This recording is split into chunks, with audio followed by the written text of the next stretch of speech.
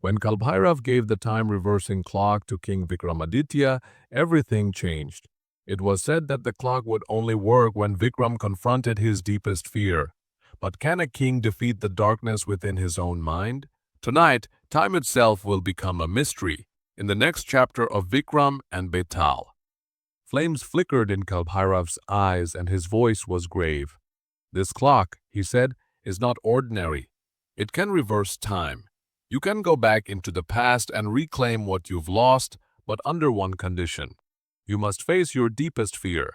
Otherwise, the clock will trap you in a realm from which no one has ever returned.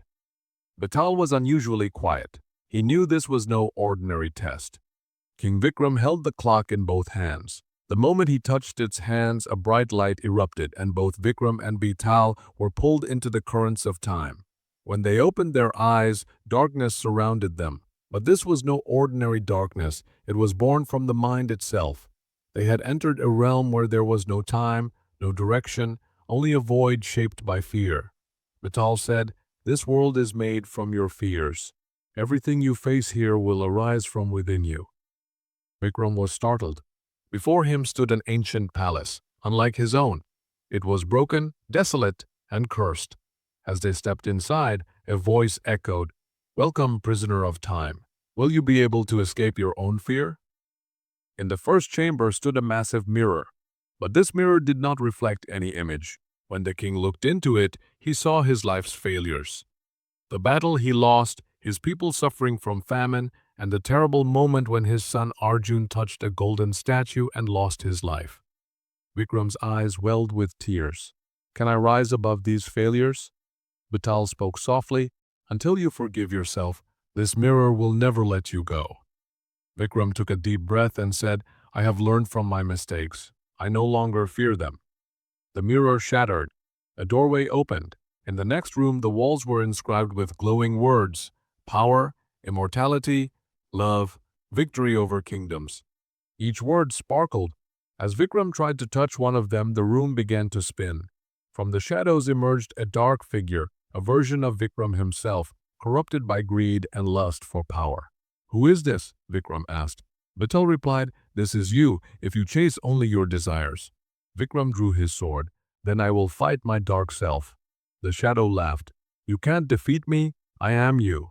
Vikram closed his eyes and said, "All I want is Arjun. You can have everything else." The shadow disappeared. The next door creaked open. On a stone wall was a riddle. "I move but never rest. I am everyone's companion. I can't be caught or stopped. Tell me, what am I?" The king answered, "Time." The hands of the clock glowed briefly. Betal smiled. "A correct answer has brought you to the next stage, but the next trial will be even harder." As they entered the next chamber, smoke filled the air. The room was choked with darkness and ash. A deep hiss echoed through the air. "Who's there?" King Vikram called, gripping his sword. From the shadows slithered a giant serpent. Its eyes glowed like embers and black lightning crackled from its body. Betal whispered, "This is the serpent of the night, Kaalratri's beast, a fear more terrifying than death. It will test your faith."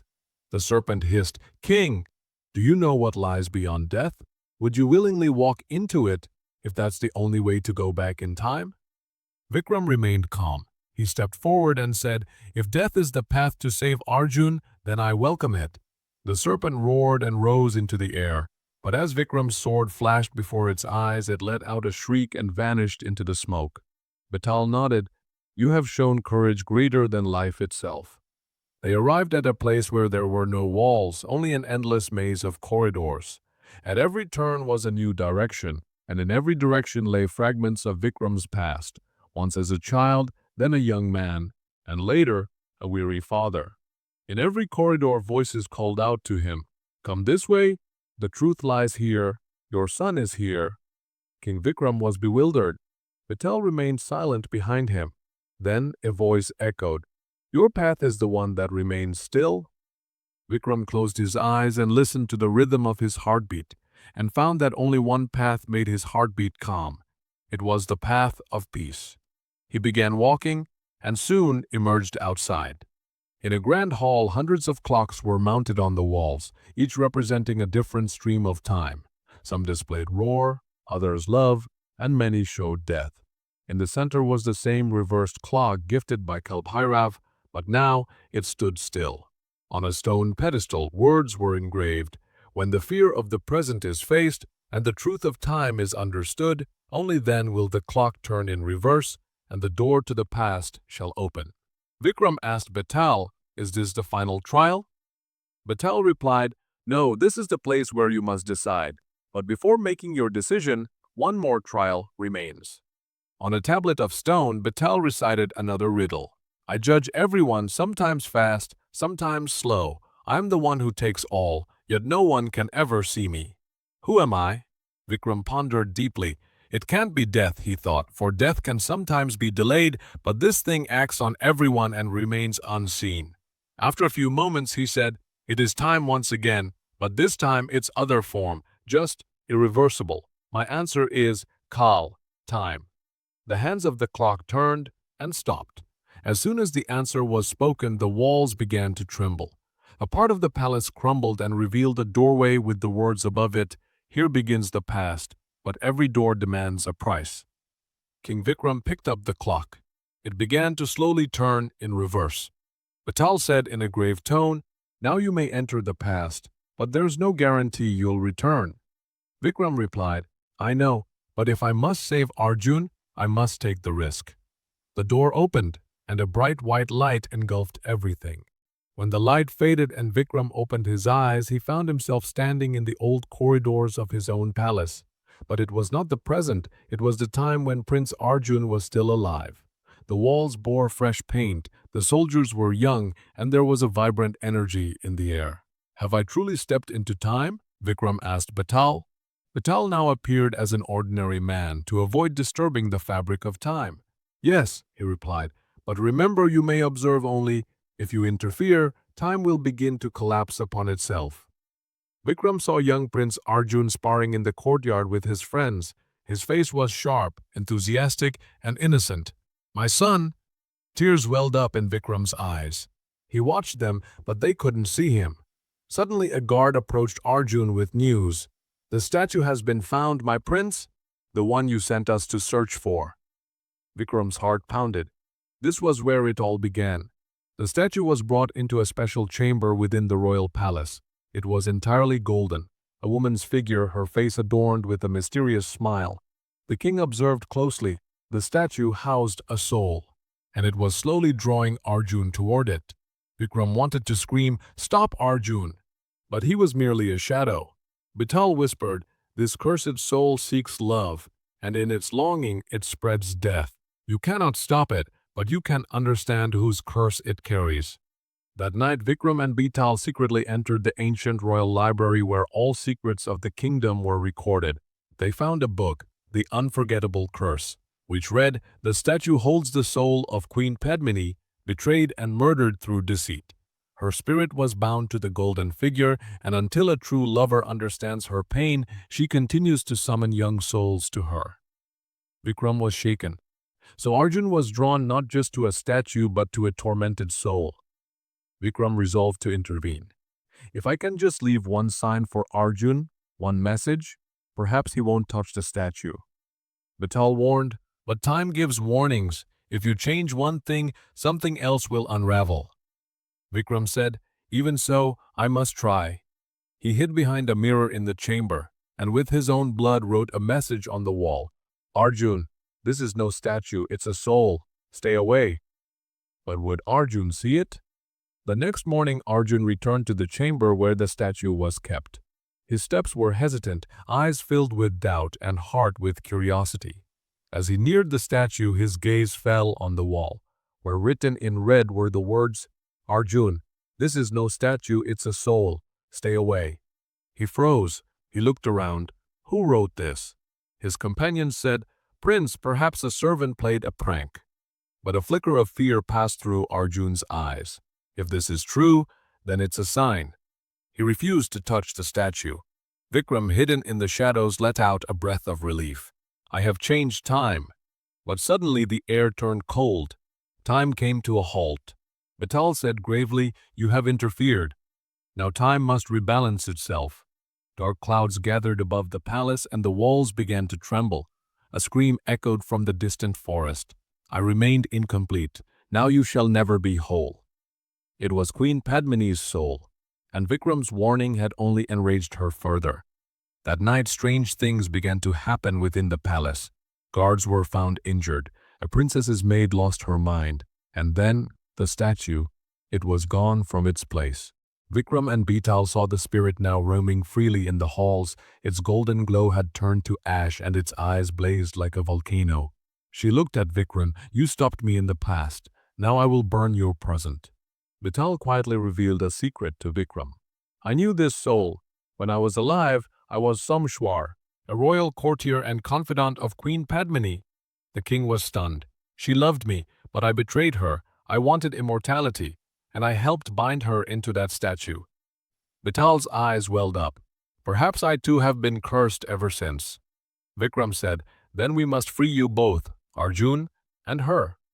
Vikram decided to speak to Padmini's soul. She appeared in a room where the walls were now black, and smoke rose from the floors. What do you want? Vikram asked. I want the love I never received. Your son's innocence gave me hope, but now you've taken him from me. Once again, I remain incomplete. Vikram replied, if your peace lies in telling your story, then tell me, what happened before your death? I will complete it. Padmini's soul paused and said, if you truly want to know my story, then relive the day I was killed. Betal said, King, this is your next trial, to enter the day Queen Padmini died. Using the power of Kalbhairav's clock, Vikram and Betal entered the day Queen Padmini was murdered. The palace looked different. Time was older, its walls still splendid, but shadows of betrayal loomed. Vikram saw Queen Padmini sitting in the temple chamber. Her face was calm, but her eyes held unspoken fear. Betal whispered, this is the day I betrayed her. I was the courtier Sameshwar. Vikram looked at her. This woman only saw true love and received betrayal, politics, and death. They watched the day unfold. Padmini was summoned by the royal ministers who claimed she must perform a sacred ritual. But in truth, they wanted her out of the way to gain full control of the throne.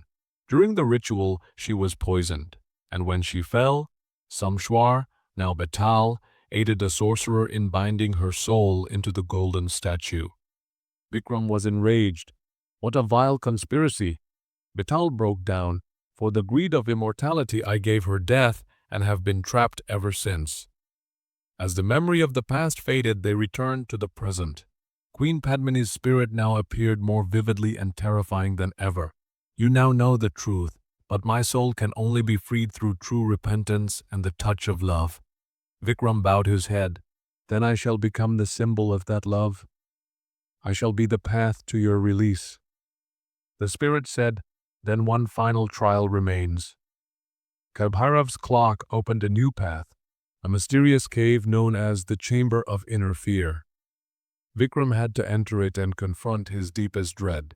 The cave was pitch dark, the walls screamed, voices called, you saved your son, but can you forgive yourself? Then a figure appeared. It was Vikram himself, but with hollow eyes and a cold laugh. King Vikram, you lived in pride, but did you ever understand the pain of a soul? Vikram closed his eyes and said, yes, now I have, and I will bring peace to every suffering spirit. The cave fell silent. He had conquered fear. Upon returning, Vikram lit a lamp before Queen Padmini's soul and said, your pain is now mine. The betrayal you endured is now being washed away with my repentance. A faint smile appeared on her face. She placed her hand on Vikram's head, and the golden statue began to crack, until it turned to ashes. Even Betal shed tears. The spirit was finally freed. But then Kalbhairav's clock burst into flames. Another face emerged from within. One soul has been freed, but time's balance is now disturbed. Now you must enter a battle within time itself, where history seeks to erase itself.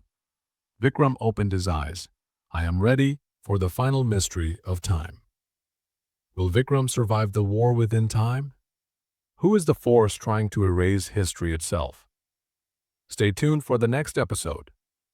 Like, comment, and don't forget to subscribe. See you in episode 3 of Vikram and Betal with a new mystery, a new story, and a new middle.